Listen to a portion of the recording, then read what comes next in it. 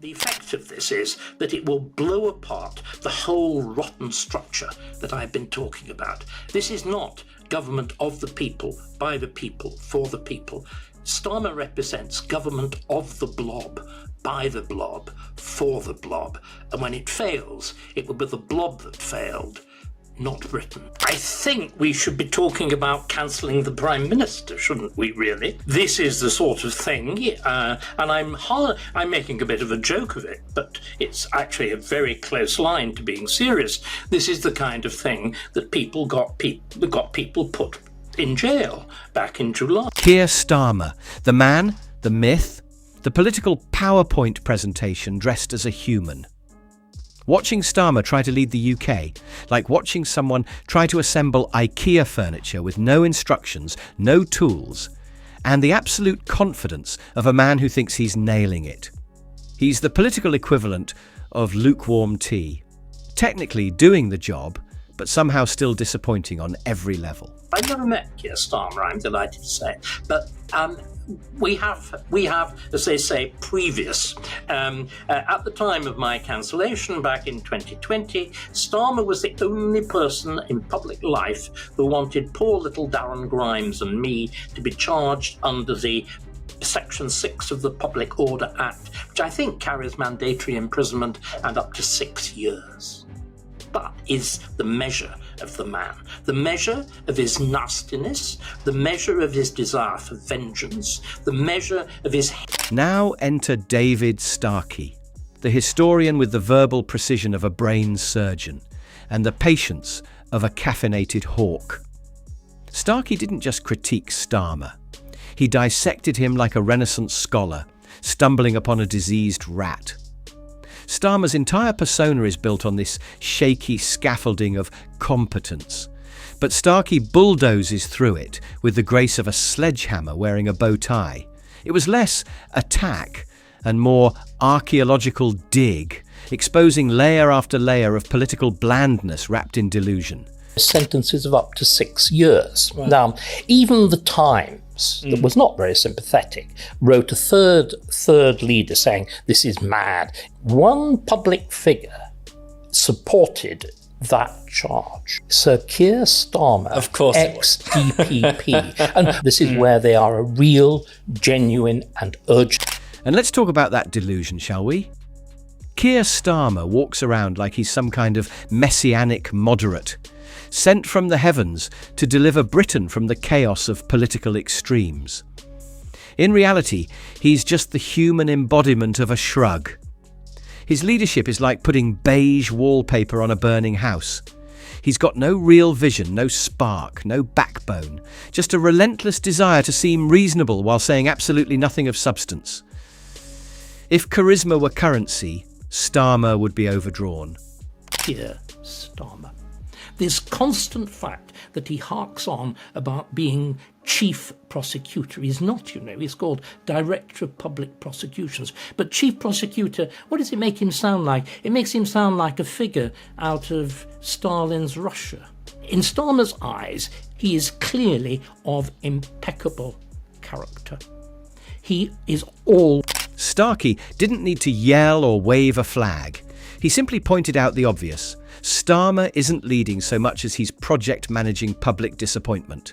It's all committee meetings and careful wording, with the enthusiasm of a man reading a risk assessment aloud. He somehow managed to turn politics into an extended HR email, long, boring and destined for the trash folder. There is a genuine emergency. There is a constitutional emergency. There is a political emergency. These things are manifestly malfunctioning.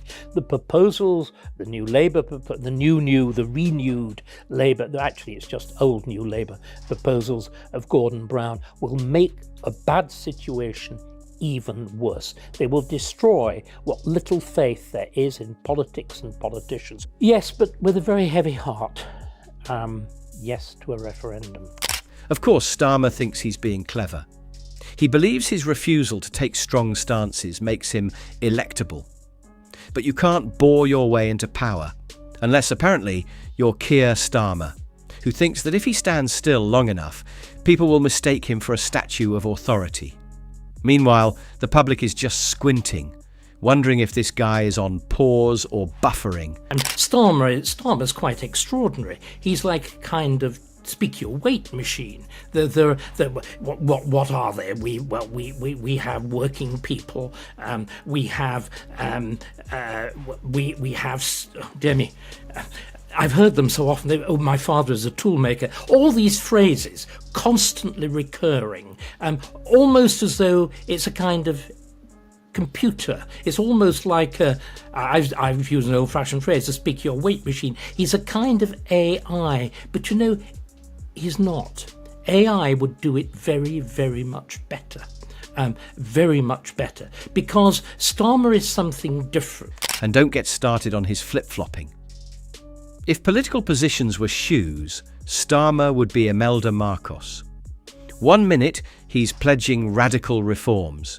The next, he's quietly burying them under a pile of middle management buzzwords. He campaigns like he's apologising in advance for any promises he might accidentally keep. The only thing consistent about him is his inconsistency, which honestly might be the most talent he's shown to date. Starkey saw all of this, and he wasn't having any of it. You could practically hear him internally screaming, "This is the best the Labour Party could come up with." Every time he speaks, the room temperature drops by 5 degrees. He doesn't talk to people, he processes them. You can practically hear the Microsoft Excel formulas running behind his eyes every time he tries to relate to a voter. If you dropped him into a pub in Newcastle, the beer taps would stop working out of sheer protest. But the problem is, and we're going back to Starmer and whatever, the left in particular just believe in a culture of words. The absurd dispute about Elon Musk and doing that, or rather that, which shows he's a fascist. Here is a man who has just spent £44 billion making sure that X has freedom of speech. I don't think freedom of speech was very high on Adolf Hitler's list. But it's the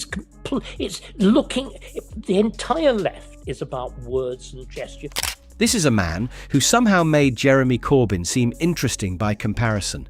At least with Corbyn, you got the sense he believed in something, anything. Starmer, on the other hand, looks like he's been trapped in a lifelong episode of The Apprentice Political Edition, where every policy is a pivot and every answer is a risk mitigation strategy. And yet, he expects people to rally behind him. Rally behind what, exactly? His campaign slogan might as well be, "I'm not the other guy." He's less a leader and more a void in a suit. A placeholder. The political equivalent of elevator music, technically functional, but absolutely nobody asked for it. Starmer, as the Baldwin biography makes clear, has fundamental and indeed fundamentalist beliefs. He is a believer in the supremacy of law.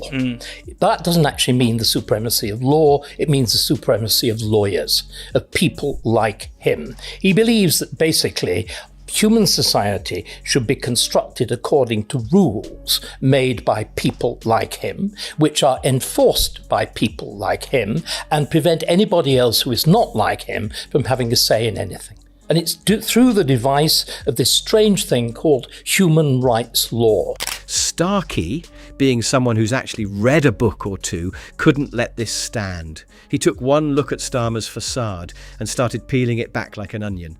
Except instead of crying, you just get more bored with every layer. Underneath all the careful phrasing and scripted sound bites is a man who stands for absolutely nothing except the overwhelming desire not to offend anyone who might one day vote. But that's the thing. When you stand for nothing, you fall for everything. And Starmer, he's been falling like a domino factory in an earthquake. 1 week, he's promising to fight for workers' rights. The next, he's trying not to upset bankers at lunch. One moment, it's all about climate justice. The next, he's tiptoeing past oil lobbyists, like he's late to a PTA meeting. What I'm really struck by, much though I detest this government, the situation that it's finding itself in is actually starting to force it to think. It's doing it very reluctantly. The whole bias of the Labour Party is it is the welfare party. It pretends to be the party of work, yes, but in fact is the party of state wealth. Meanwhile, Starkey's just there with the receipts, pointing out that Starmer's great achievement seems to be his ability to make everyone forget Labour was ever a party of principle. Starkey didn't roast Starmer with rage. He dismantled him with historical awareness.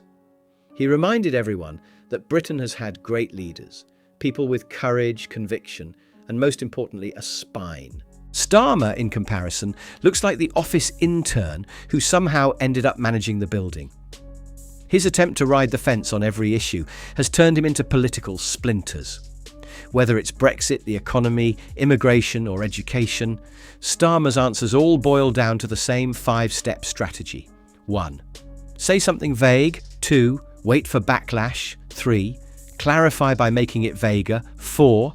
Blame communication error. 5. Smile awkwardly and shuffle away. Career is exactly this. And instead, what Starmer has done is to dare to go back to fundamentals. But does he know what he's doing? Does he really, well, he does now, know what an extraordinary can of worms he's opened? I mean, part of the problem, isn't it, is Starmer is a man with absolutely no sensitivity to language. Starmer did not write this speech. Of course he didn't. Starmer doesn't write any of his speeches. He thinks and talks like an automaton. Somebody has put these words in his mouth. Does he At this point, Labour Party members don't even get mad. They just sigh like tired parents who expected their kid to get a B and instead got a poem about team synergy. Starmer's version of opposition is basically organised disappointment. Even the Tories have to be confused. Wait, this is the guy trying to beat us? And let's take a moment for Starmer's performances at public events. You can always tell he's practiced the lines, maybe even rehearsed them in front of a mirror, yet somehow they still land like a wet sponge on a tiled floor. There's no fire, no connection, just a faint aroma of resignation and printer ink. So Starmer and I have previous. How's he gone so badly wrong? Well, several people, I mean, if you think of Rosie Duffield's magnificent letter, she points out that this is a man who is now Prime Minister of the country who had no political experience. He is also not simply a lawyer. Everybody said to me, how on earth can this man be a QC? How can he be so, well, A, dumb, and B, how can he be so bad at public speaking? You know, from nasal whine. Well, I suppose he can't help that he comes from Reigate, but that's or indeed, my father was a tool maker too, but I did something about it, I suppose. But what has gone wrong with Starmer is that A, he's not very clever. Starkey didn't need to shout to expose that. He simply held a mirror up to the limp political mannequin that is Keir Starmer, and the reflection was louder than any speech. A man who's never met a conviction he didn't second guess. A leader whose most effective skill is evasion. A career built on being just dull enough to not offend, but not quite dull enough to be ignored. He knows Britain deserves leadership, not a living beige cardigan. What's wild is that Starmer keeps talking about rebuilding trust. Like, he didn't just spend the last few years tearing up every promise he made to win Labour's leadership in the first place. It's like a magician who shows you how the trick is done and then still expects applause. The only thing Starmer's rebuilding is voter apathy.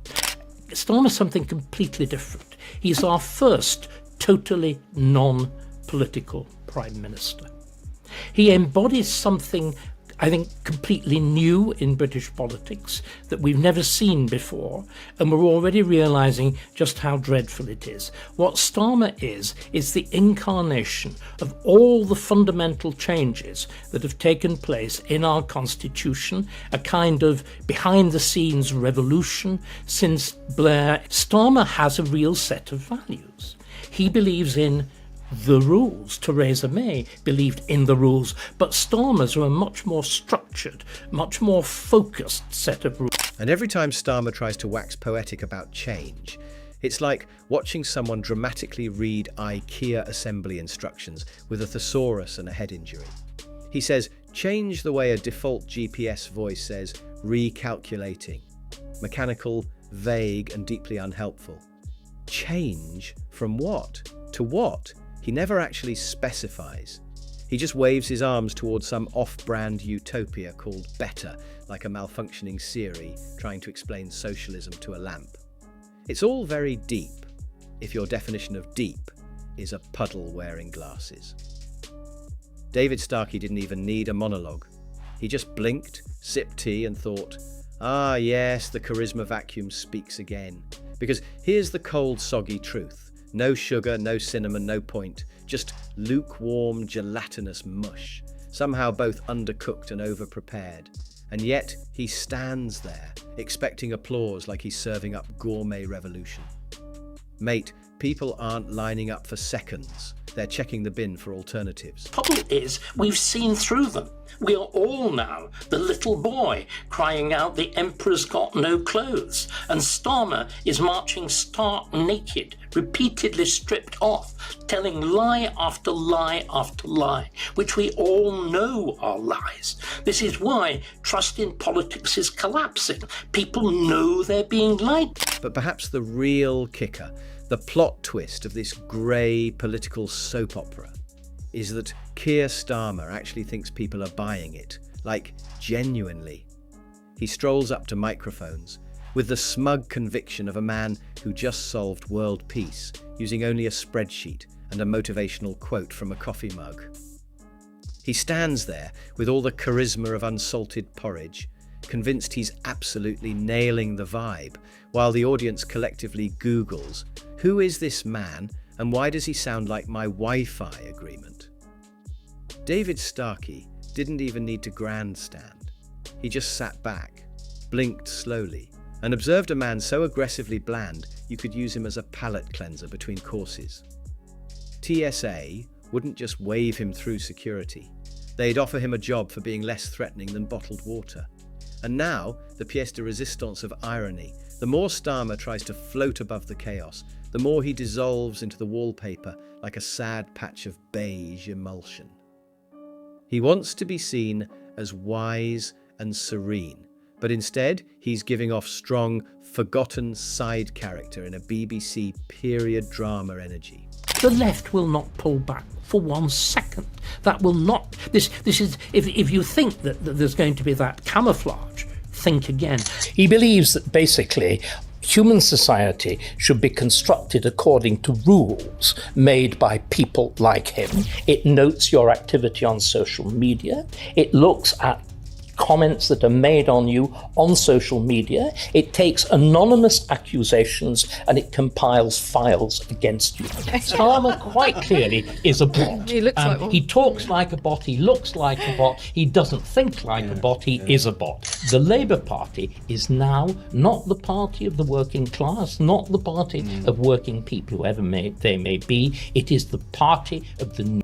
At this rate, the only way he'll leave behind a legacy is if someone trips over one of his forgotten policies in a dusty Labour HQ supply closet, mistaking it for an old fax machine instruction manual. Even then, they'd probably toss it out for being too boring to recycle.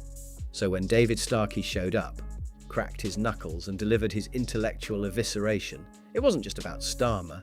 It was about reminding everyone that mediocrity in a suit shouldn't be mistaken for leadership. And so there stood Starmer, left blinking in the harsh light of reality, stripped of spin, stripped of slogans, and completely exposed for what he truly is. A very clever resume, with absolutely no idea how to lead.